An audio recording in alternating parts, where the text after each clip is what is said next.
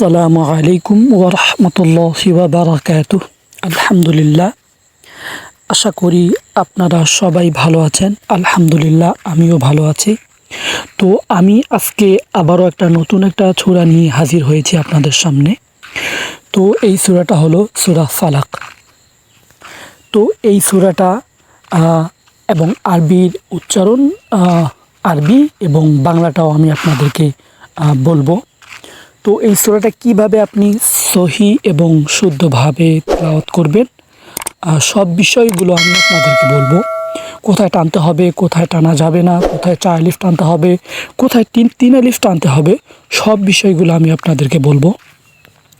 তো আমি আগে আপনাদেরকে বলে নিই, আপনি যদি আমার চ্যানেলে নতুন দর্শক হয়ে থাকেন তো সাবস্ক্রাইব করে পাশে থাকবেন।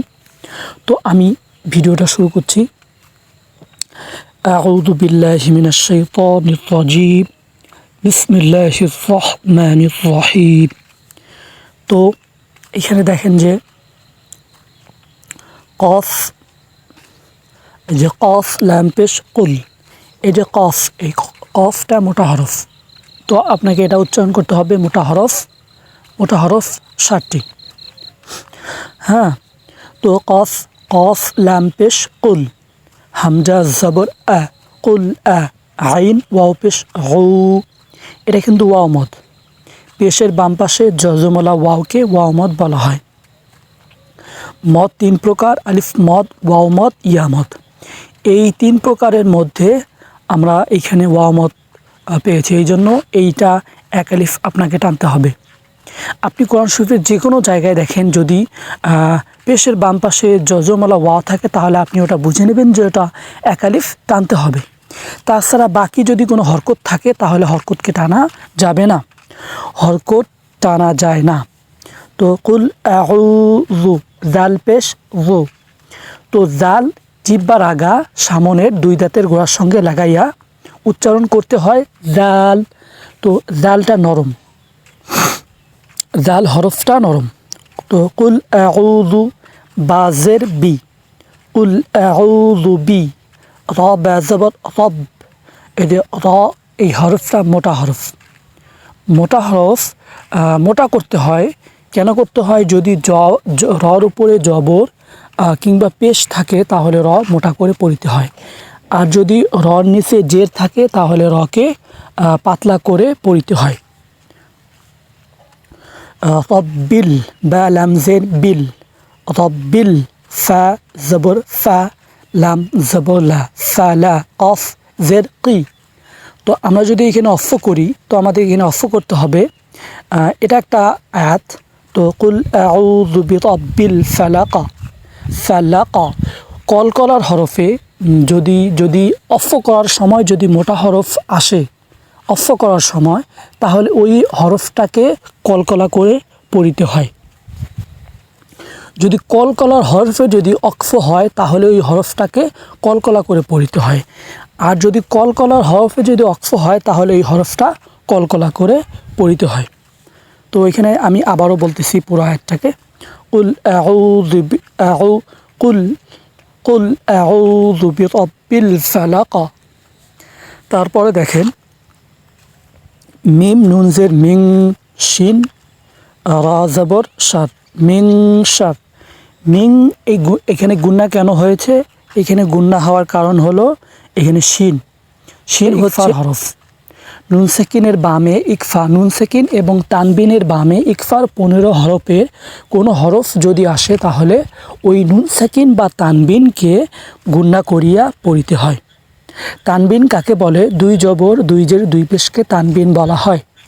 আর নুন সেকিন কাকে বলে?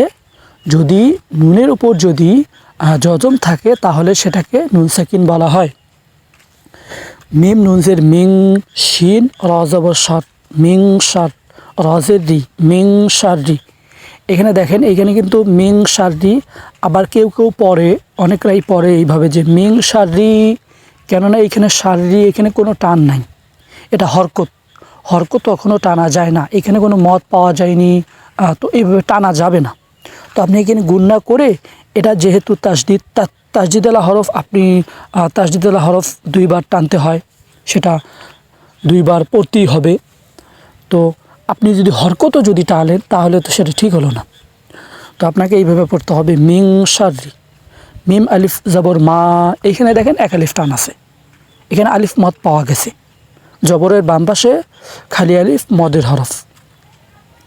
মিং শাররি মা খলাক, খ জবর খ, লাম জবর লা, কফ জবর ক, এইখানেও অক্ফ করা হয়েছে এবং কলকলার হরফ আছে, তো এই জন্য এই হরফটাকে কলকলা করে পড়তে হয়। মিং শাররি মা খলাক। তারপর দেখেন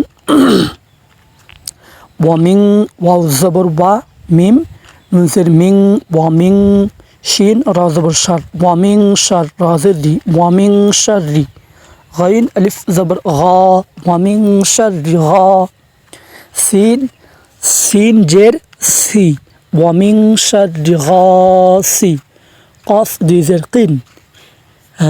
এইখানে দেখেন এখানে কিন্তু তানবিন, এটা তানবিনের বামে কি আছে, ইজহারে হরফ হামজা আছে, এই জন্য এটা গুণনা করা যাবে না, এটা ইজহার। ইজহারে হরফ কয়টি? ইজহারের হরফ 6টি, ইজহারের হরফ 6টি। তো ইজহারের হরফ হামজা হা আইন হা গাইন খ, হামজা হা আইন হা গাইন খ। নুন সাকিন বা তানবিনের বামে যদি ইজহারে 6 হরফের কোনো হরফ আসে তাহলে আপনি বুঝে নেবেন যে এটা ইজহার, তার মানে এটা নুন সাকিন বা তানবিনকে গুণনা করা যাবে না। তো আমরা এটা এখানে পেয়েছি, নুন তানবিনের বামে ইজহারে হরফ হামজা, হামজা জের ই, দাল আলিফ জবর দা, ইদা, ওয়াও জবর ওয়া, ইদা ওয়া, কফ জবর ক, ইদা ওয়া ক, বা জবর বা, ইদা ওয়া ক বা, ওয়া ক বা, ইদা ওয়া ক বা, ওয়া ক বা, ক কফটা মোটা করবেন। ওয়ামিং শাররি গাসিকিন ইদা ওয়া ক বা। তারপর ওয়াও জবর ওয়া, মিম নুনসের মিং, ওয়ামিং শিন র জবর শার, ওয়ামিং শার র, নুন জের রিন, ওয়ামিং শার রিন, নুন ফা জবর নাফ। তো এখানে দেখেন একটা জটিলতা হচ্ছে যে এখানে অনেকগুলো তাসদিদ, তো তাসদিদ 2 বার উচ্চারণ করতে হয়, আপনি ওইভাবে উচ্চারণ করবেন। ওয়ামিং শার রিন, নুন ফা জবর নাফ, ফা আলিফ জবর ফা, ফা খারা জবর ফা, ওয়ামিং শাররিন নাফা, সা আলিফ সা খারা জবর সা, ওয়ামিং শাররিন নাফাসা, তা জের তি, ওয়ামিং শাররিন নাফাসাতি, ফা ইয়াজের ফিল, উকাদ উ আইন পেশ উ, কফ জবর ক, দাল জের দি, ফিল উকাদে, ফিল উকাদে। তারপর আমি আবার পড়তেছি আয়াতটাকে, ওয়ামিং শাররিন নাফাসাতি ফিল উকাদ, ওয়াও জবর ওয়া, মিম নুনজের মিং, ওয়ামিং শিন র জবর শার, ওয়ামিং শার র জের রি, ওয়ামিং শাররি, হা আলিফ জবর হা, ওয়ামিং শাররি হা, সিন জের সি, ওয়ামিং শাররি হা সি, দাল 2 জের দিন, এটাও ইজহার। ওয়ামিং শাররি হা সি দিন, হামজা জের ই, দাল আলিফ জবর রা, ইদা, হা জবর হা, ইদা হা, সিন জবর সা, ইদা হাসা, দাল জবর দা, ইদা হাসাদা, ওয়ামিং শাররি হাসিদিন ইদা হাসাদ। তো আমি আবার পুরো পড়াটাকে পড়তেছি, আপনারা মনোযোগ সহকারে শুনবেন। কুল আউযু বিরাব্বিল ফালাক, মিন শাররি মা খালাক, ওয়া মিন শাররি গাসিকিন ইদা ওয়াকাব, ওয়া মিন শাররিন নাফাসাতি ফিল উকাদ, ওয়া মিন শাররি হাসিদিন ইদা হাসাদ। আলহামদুলিল্লাহ, আশা করি আপনারা বুঝতে পেরেছেন। যদি কোনো কিছুই বুঝতে না পারেন তাহলে কমেন্ট বক্সে গিয়ে কমেন্ট করবেন, তো ইনশাল্লাহ আমি জবাব দেওয়ার চেষ্টা করব। তো নেক্সট ভিডিওতে দেখা হবে। খুদা হাফেজ।